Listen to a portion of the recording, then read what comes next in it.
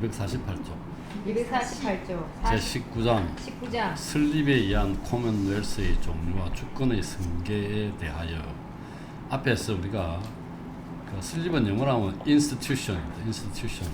설립에 의한 코먼웰스는 정치적 코먼웰스라고 그랬고 이와 대립되는 개념은 획득에 의한 코먼웰스, 즉 정복에 의한 코먼웰스죠. 그래서 이것은 정치적 코먼웰스, 설립에 의한 코먼웰스의 종류와 주권의 승계에 대하여 이거는 우리 앞에서 정치 체제 이야기할 때 그 소크라테스, 플라톤에서도 나왔고 프리비우스의 설명할 때 나왔는데 일반적으로 그 플라톤 국가에서는 또 여러 정치 체제가 나왔는데 정치 체제 순환을 얘기하면서 크게 정치 체제는 세 가지라는 얘기죠. 권력이 한 사람한테 있느냐, 소수한테 있느냐, 모두에게 있느냐. 따라서 군주정과 귀족정, 그 다음에 민주정 이렇게 나눈다는 거죠. 여기다 보면 군주정, 민주정, 귀족정 이렇게 나오는데 여기서 이제 이 나쁘게 변하게 되면은 군주정은 폭군정이라고, 귀족정은 과두정이라고, 그 다음에 민주정은 무정부라고 얘기했죠. 그래서 이게 오른쪽 페이지 249쪽에 그런 세 번째 줄부터 있습니다. 군주정은 마땅한 사람은 그것을 폭군정이라고 그러고, 귀족정을 해모하는 사람은 이걸 과두정이라고 그러고, 민주정이 못마땅한 사람은 무정부라고 부른다. 이 세 가지 정치 형태가 있다고 했습니다.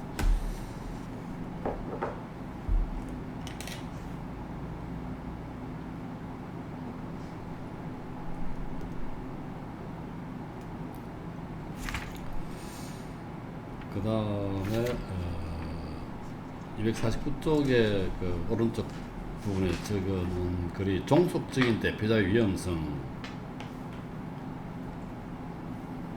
근데 이게 이제 홉스는 철저하게 권력이 분할되면 안 된다고 얘기합니다. 그래서 특정한 목적을 위해서 다른 대표자를 둘 수는 있지만 두 개의 주권이 존재하면 안 된다고 얘기하는 것도 그런 얘기 있고.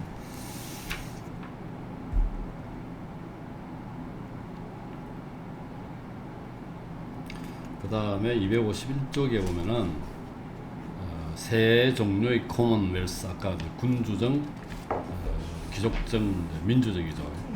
이 세 종류의 6번째 줄에 보면은 차이는 권력의 차이에 있는 것이 아니라 인민에게 평화와 안전을 제공하는 편의와 적절성의 차이에 있다. 인민의 평화와 안전이야말로 주권의 설립 목적이기 때문이다. 군주정과 다른 두 개의 통치 행태를 비교해보면 다음과 같은 점이 발견된다. 군주정은 한 사람입니다. 그러니까 귀족정이나 민주정은 여러 사람이 주권자가 되는 것이죠. 이거 차이라는 얘기인데, 그 다음 줄에 보면은 본문의 7번째 줄 밑에서 인민, 백성의 성격을 지니고 있는 자가 합의체의 일원인 자는 동시에 자기 자신의 자연 인격도 지니고 있다 얘기죠.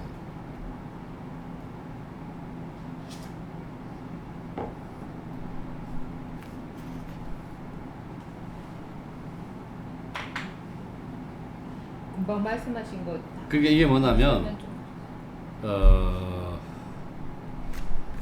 합의체의 일원이라 하면 귀족정이나 민주정일 때 주권이 될 권력을 가진 사람이지.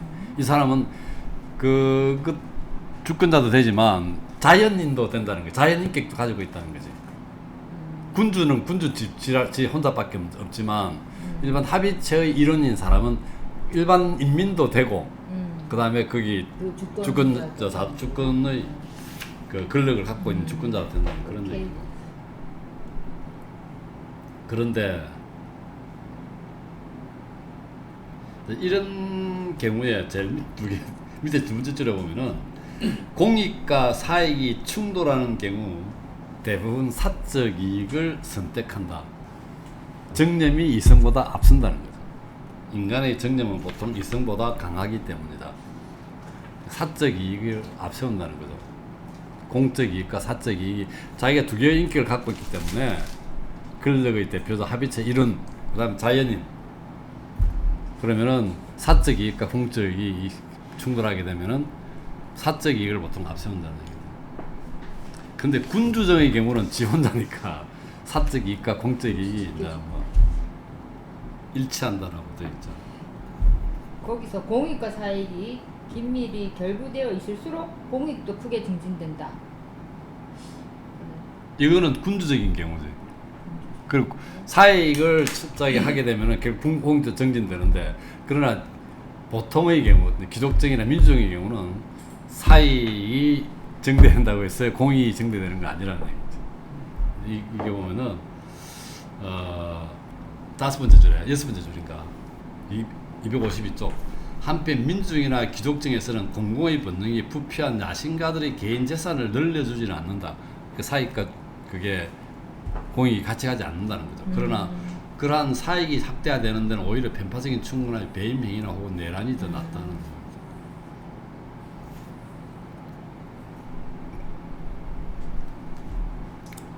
근데 여기서 보게 되면은 우리가 옛날에 보면은 왕실에 보면은 내 탐고라고 그러나? 왕실이 관리하는 재산 있잖아요. 그게 이제 왕의 재산 같은데 여기는 보면은 군주적인 경우는 사익과 공익이 일치한다고 돼 있거든. 어쨌든 간에 군주의 재산 권력명예는 백성들이 힘과 명성을 지녀서 비로소 생겨난다. 이런 식으로 본다면은 뭐 이러나 저러나 군주정에서는 그게 동등하다고 볼 수가 있고, 아니면 나라가 부자가 된다는 것은 왕이 부자가 되는 것과 같은 의미로 지금 이야기하고 있는 것 같아요. 지금 여기서는 지금 그 군주정과 그렇지 않은 두 가지의 체제를 비교하고 있습니다. 그래서 첫 번째 나온 게 이제 약간 사익과 공익의 충돌 문제가 생겨난다는 얘기였고, 두 번째, 열 번째 줄점에 252쪽. 군주는 누구에게든 언제든 어디에서든 필요한 조언을 구할 수 있다. 그런데 이 사람들 이렇게 가정을 하고 있던 그 이후에 다섯 번째 밑에 보면은, 그러나 축구를 보유한 합의체가 조언을 필요로 할 경우에는 처음부터 조언의 권리를 지닌 사람들만 자문에 응하게 된다. 이 사람들은 대체로 지식보다는 부의 획득에 정통한 사람들이고, 통치에 도움이 되기는 오히려 사람들의 행동을 자극하기 일쑤이다. 왜냐하면 이해력은 정념의 불꽃에 의하면 밝아지는 것이 아니라 오히려 해롭되기 때문이다.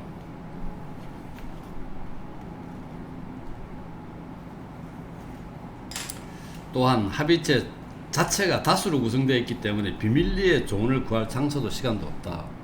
그러니까 군주정에서는 비밀리에 언제든지 조언을 구할 수 있는데, 이 지금 합의체인 경우에는 이 특정 목적을 위해서 또 사람을 뽑아야 되고 뭐 그다음에 이 비밀리에 할 수 없는 그런 문제가 있다. 이걸 얘기하고 있습니다. 그다음 세 번째, 군주의 결단은 인간의 본성에서 오는 것 외에는 어떤 불안정성도 없다. 이제는 뭐 그 당연하죠. 그러나 합의체인 경우는 수적 불안정성이 있다는 거죠. 그러니까 왜냐하면 합의체는 여러 명이니까 여러 사람들이 작당을 해가지고 어떤 짓을 할 수 있다는 그런 얘기를 하고 있고, 그 다음에 253의 일곱 번째 줄에 군주는 시기심이나 이해관계 때문에 자기 자신과 개념을 달리하는 일은 없다. 왜냐하면 지 혼자니까. 그러나 합의체에서는 그런 일이 생길 수 있죠. 시기심이라든지 이해관계가 서로 충분히 일어날 수 있다는 얘기고, 그 다음에 다섯 번째, 군주정에는 다음과 같은 불편이 있다. 즉 한 사람의 권력자가 자신의 종신이나 혹은 아청꾼에게 주려고 여러 백성의 소유를 마음대로 빼앗을 수 있다. 그러나 이거는 사실은 합의체도 마찬가지 이런 짓 일어날 수 있죠. 권력을 남용한다든지 지 주변의 사람들한테 있죠. 그 다음에 그 밑에서 다섯 번째 줄은 재밌습니다. 합의체가 종애하는 자는 수가 많고, 그렇죠. 군주는 혼자지만 합의체는 여러 사람들이 있기 때문에 여러 사람들이 각각의 종애하는 사람이 많고, 친족의 수도 군주의 경우가 훨씬 많다. 그 외에도 군주의 총신은 재미있는 표현입니다. 적에게 해를 가하는 동시에 친구를 돕지만, 군주의 총신은 적에게 해를 가하면서도 친구를 돕지만, 웅변가도 즉 주권적 합의체의 총신은 남을 해칠 힘은 크도 구할 힘은 적다. 안 되게 하기는 힘들지만, 세이브해주는 원조의 능력은 약하다는 얘기고, 그 다음에 비난하는 일은 인간의 본성상 변론할 때보다 웅변이 필요하지 않으며 비난은 쉽다는 거죠. 유죄 선고는 무죄 선고보다 더 정의롭게 보인다. 그 다음에 6번째, 군주정에는 때로 유아나 혹은 선악을 구별하지 못하는 자에게 주권이 계승될 수도 있다는 불편이 있다.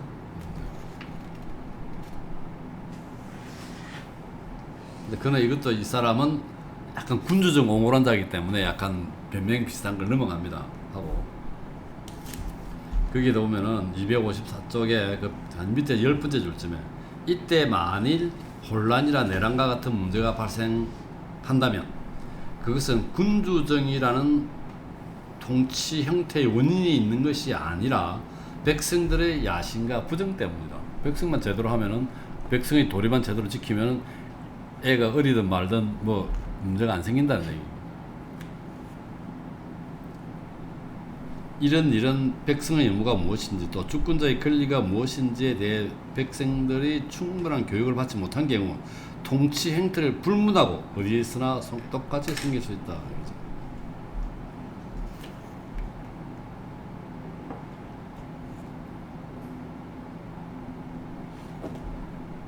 우리도 보면은 이게 그 습정 하잖아, 습정. 그다음에 수렴 증정하고 그런 저는 식으로. 철종 생각나요. 철종. 그 우리가 이제 이건 또 딴 얘기인데 정조를 굉장히 높게 평가하잖아. 당평청하고 그랬는데 네. 정조의 결정적 그 역사적으로 봤을 때 잘못이 뭐냐는 겁니다. 안동 김씨의 세도 정치를 토대를 마련해 준 사람이 정조라는 거죠. 김조순이를 그 등장하게 만들었죠. 애를 그쪽에 맡겼죠. 자기 그 현종입니까? 뭐 밑에. 그래서 그 세도 정치 그 사람은 구juk 다른 사람 다 뿌리치면서 다 뭐 철퇴를 가고 뭐 이랬는데 그 애가 어리다고 해서 맡긴 게 그 김조순이란 말이야. 안동 김씨 쪽이라는 거지. 근데 거기서부터 세도 정치가 출발했다는 거예요. 그래서 정조가 그걸 그 밑에가 나이가 어렸을 거야. 굉장히 어렸을 때 났으니까 그 사람한테 아마 맡겼은 것 같은데. 그래서 정조의 잘못이 결과론적으로 보면 세도 정치의 뿌리를 심어줬다는 거예요. 정도 다음에 급격하게 그렇죠. 쇠퇴된 것 같아요.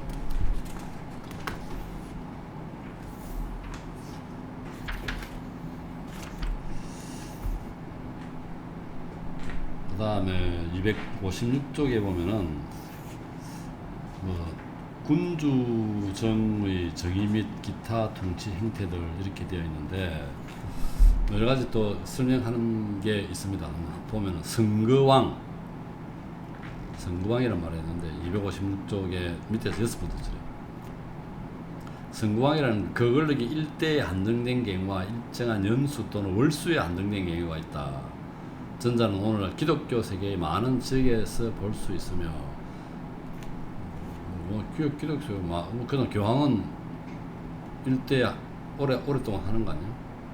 그다음 로마, 그렇지. 그다음에 그 집중관이 2명인가 있다가 로마도 좀 위험한 시기에 오면 독재관이 있다고 그랬잖아요. 보통 독재관의 임기는 6개월이죠.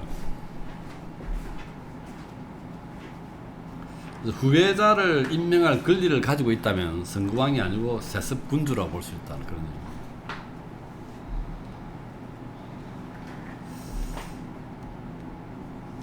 그 다음에 그러니까 선거로 뽑힌 왕이 만약에 자기 후계 권력을 지정할 수 있는 능력을 갖고 있으면 그거는 세습군주라는 거예요. 선거왕이 선거에 의해서 된 게 아니고, 왜냐하면 자기 후계자를 자기가 지명할 수 있기 때문에. 일반 우리가 선거에 의한 왕하고는 좀 다르다는 얘기죠. 그런 얘기고. 그 다음에 257쪽에 중간에 보면은 군주의 권력이 제한된 경우는 결국 그 군주는 그 힘에 제한을 가한 사람들보다 우월할 수 없다. 그렇게 최고의 군주정에서는 그 군주보다 더 힘센 사람이 있으면 안 된다는 얘기고, 그 다음에 셋째, 총독을 주잖아요. 로마 영토 때 총독은 일종의 군주라고 봐야 된다는 거죠. 이걸 민주정이라고 볼 수 없다는 거죠.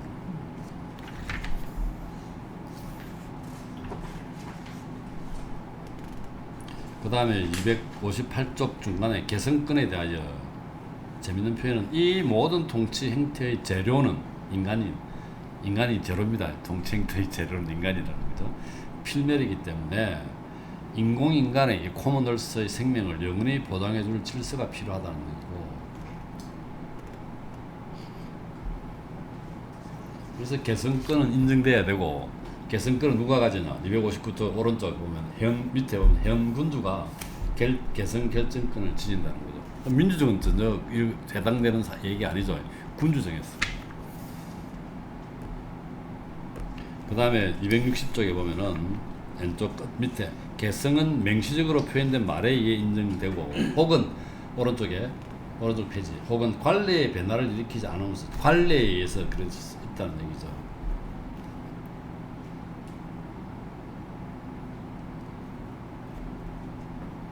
그 다음에 여기 보면은 관례도 유언도 없는 경우에는 군주 여지는 군주적인 통치가 계속되기를 바라는 것으로 이해되어야 한다. 뭐 당연하겠죠. 그래서 여기서 보면은 딸보다는 아들을, 그다음에 행제 중에서 헬렌이 가까운 사람이 무슨한다. 헬렌이 가까울수록 애정도 진하기 때문이다. 이런 표현이 있습니다. 외국의 군주를 개성자로 정해도 불법은 아니다. 이런 얘기가 있고, 이건 왜냐하면 영국의 그 엘리자베스 1세가 죽음으로써 아마 튜더 왕조가 끝났죠. 끝나서 스코틀랜드 제임스 6세가 있었는데, 그 제임스 6세하고 뭐 그런 관계가 있나 봐요. 뭐 혈연 관계가. 그래서 제임스 6세를 영국으로 데려와서 제임스 1세가 되면서, 제임스 1세는 영국과 스코틀랜드, 잉글랜드와 스코틀랜드를 동시에 통치한 왕이 되거든요. 그런 예를 얘기했으면,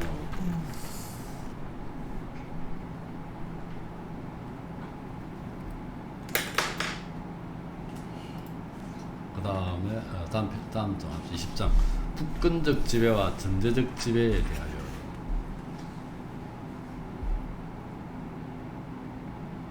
아까 획득에 의한 코먼웰스는 전쟁이나 승리에 의해서, 전승에 의해서, 정복에 의해서 이루어진 코먼웰스입니다. 설립에 의한 코먼웰스와 차이 이렇게 되어 있죠.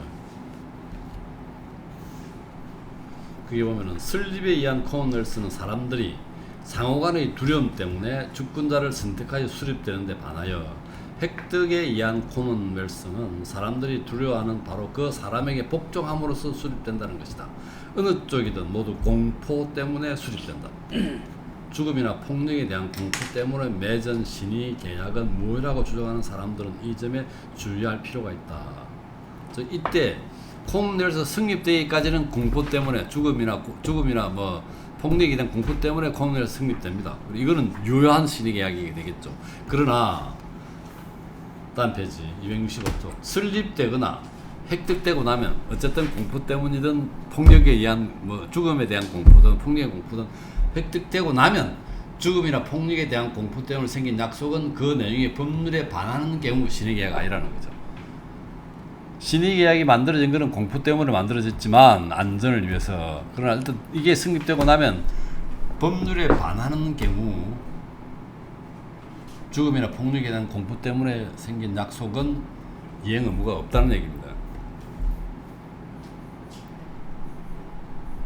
그 이유는 약속이 공포에 의해 생겼기 때문이 아니라 신의계약의 당사자가 그 약속에 관하여 권리를 갖지 않기 때문이다. 이건 뭐냐면, 일단 자기는 모든 걸 주권자한테 다 줬으면, 신의계약에 의해서 줬는데 지는 다시 또 이런 걸 맺을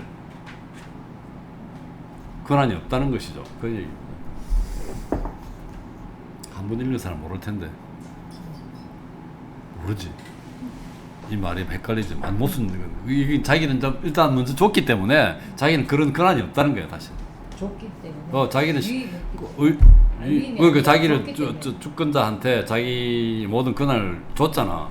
그래가지고 코먼웰스가 만들어졌는데 그 이후 공포 때문에 다른 약속을 해봐야 그게 주권자가 만들어진 법률에 위배되면 그건 지킬 의무가 없다는 얘기죠.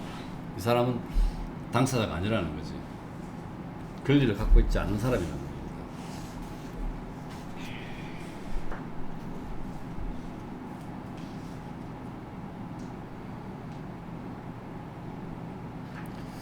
그 다음에 뭐 주권의 권리들은 양쪽 모두 같다. 뭐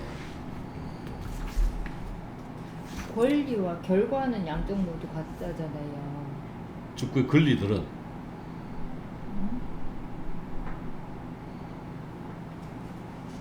이렇게 권리와 결과는 이게 권리 결과로 말 어디 있는 이 결과는 말이 없어요. 아니야 권리 있잖아. 그 새로운 패러그래프 보면은 265조. 그러나 주권의 권리와 결과는 양쪽 모두 같다. 주권자의 권리는 거의 동의 없이는 타인에게 양도될 수 없으며 또한 박탈되지 아니한다. 그런 그 어떤 백성에 의해서도 권리 침해를 이유로 고소되지 아니하며 또한 처벌되지 아니한다. 이때 양쪽 모델의 양쪽이 뭐냐 양쪽이. 여러분 이게 지금 획득에 의한 코먼웰스와 슬립에 의한 코먼웰스가 같다는 뜻인지 그런 얘기 같은 생각이 드는데 그러면은 대충 얘기가 넘어갈 것 같아요. 자, 밑에 줄에 지배권을 획득하는 데는 두 가지 방법이 있다. 하나는 출생에 의한 것이고 하나는 정복에 의한 것이다. 그래서 이게 불권적 지배와 전제적 지배 뭐 이야기 나오면서 나온 것 같은데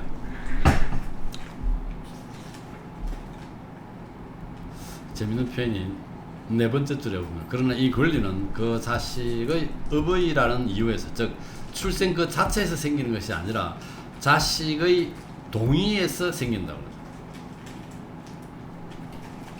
이게 이제 동의가 맹시적으로 이루어질 수도 있고 뭐 다른 방법이 이루어질 수 있다고 그랬죠.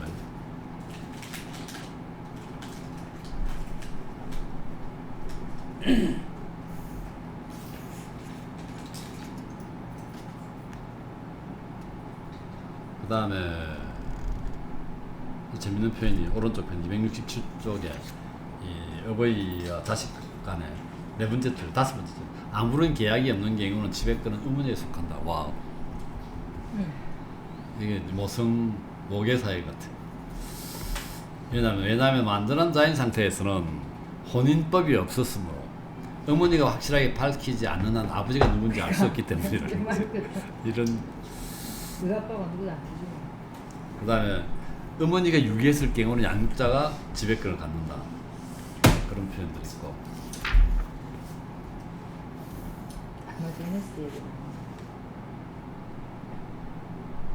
자, 그 다음에 또 표현들이 뭐 대충 268쪽에 밑에서 한 다섯 번째 줄에 정복이나 승전에 의해 획득되는 지배권은 일부 학자들이 전제적 지배권이라고 부르고 있다. 이런 말씀입니다. 그런데 이것도 역시 그냥 정복해서 포로가 되었다고 해서 그런 게 맺어지는 게 아니라 신의계획을 맺었을 때입니다. 269쪽에 보면은 자신의 생명과 육체의 자유가 허락되는 한 정복자의 뜻에 복종하겠다고 신의계획을 맺었을 때이다. 이러한 신의계약이 이루어지고 나면 피정복자는 종이 된다는 거, 서번트가 된다는 말인데 이 서번트는 포로하고 다르다는 그 다음 단도 캡티브하고 다르다는 거지.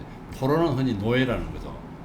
이 포로나 노예는 아무런 의무도 지지 않는다라고 되어 있습니다.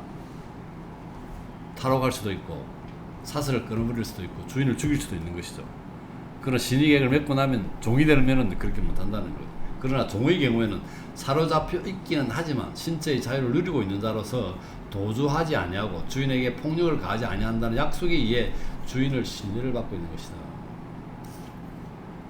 그에 따라서 피정복자에 대한 지배권은 승전에 의해서가 아니라 피정복자 자신의 시계약에 의해 생겨난다.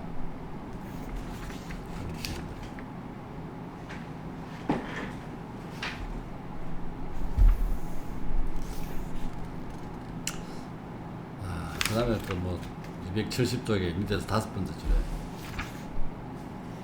요약하면 불권적 및 전제적 지배의 권리와 그 결과는 앞장에서 봤던 설립에 의한 주권의 경우와 완전히 동일하다.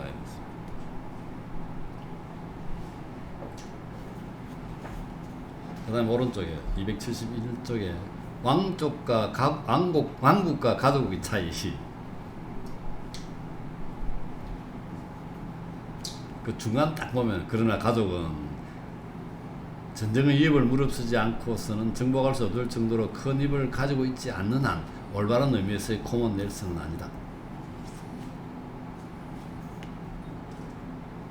왜냐하면 사람 수가 적어서 아무리 단결하게 싸운다고 하더라도 방어하기에 역부족인 것이 명백한 경우에는 누구라도 위험이 닥치면 이성적 판단 아래 자기 목숨을 구하기 위해 도주하거나 적에게 항복하거나 기타 최선이라고 생각되는 길을 택할 것이기 때문이다.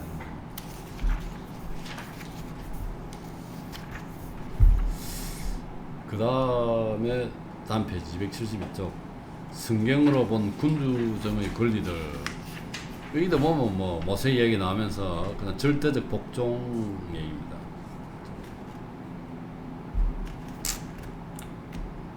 왕에 대한 군주에 대한 복종 얘기다. 사도 바울 얘기도 나오고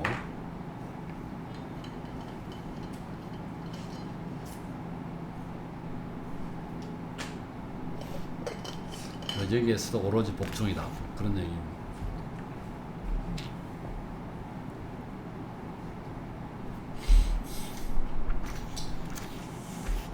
그 다음에 재밌는 표현이 276쪽에 한 10번째 줄이에요. 선악과 얘기가 나오는데 선악과 이름으로 금지한 다음 이를 아담의 복종을 시험하는 일로 삼았다. 이리하여 두 사람은 그 실과를 먹게 되었고 선악의 판단이라는 하나님의 일을 떠맡게 되었다. 이런 표현.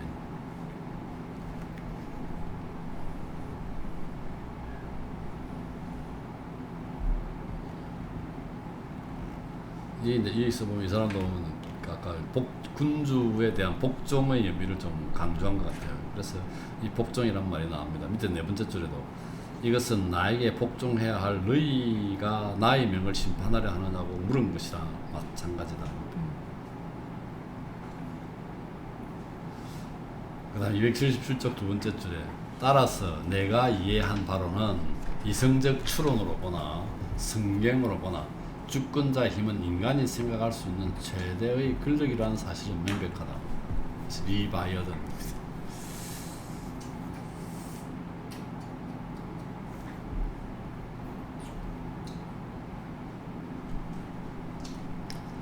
이런 것들이 권력의 부재로 인해 생기는 결과, 즉 만인이 자기의 이웃과 전쟁 상태에 있는 것에 비하면 확실히 낫다는 거죠. 그러나 어떤 코먼웰스에서도 백성의 불복종과 코먼웰스의 설립의 기초가 되는 신의계약의 파기로 말미암아 생기는 것보다 더 큰 불편은 없다. 그런데 이제 마지막 그 패러그래프 보면 제대의 반론은 실제로 그런 일이 있었나는 반론 반문이다 이런 얘기죠. 이거는 보면은 이렇게 생각하지 않았다는 거예요. 사람들이 가난한 사람은 여가가 없었어. 다른 경우는 지적 호기심이 없었어. 이런 생각을 못했다는 얘기예요.